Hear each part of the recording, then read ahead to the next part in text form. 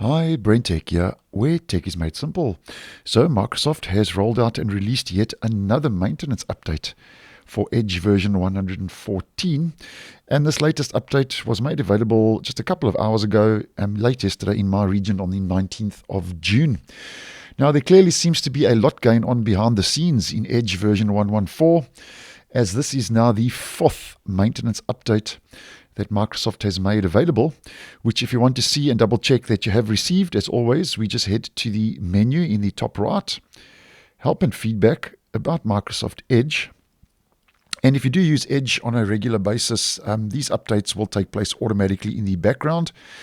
But if you do double check, the version will be 114.1823.55.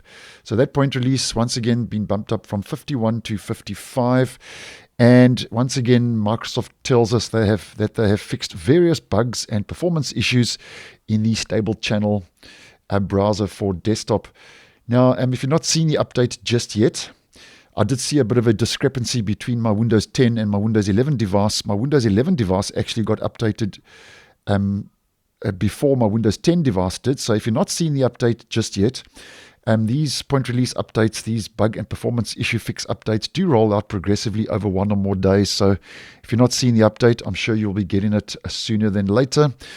And Microsoft doesn't give us any other info. They've just say they have fixed various bugs and performance issues. So if you have experienced any problems or glitches or bugs since upgrading to version 114, then once again, as I always do suggest, just double check that your browser is up to date.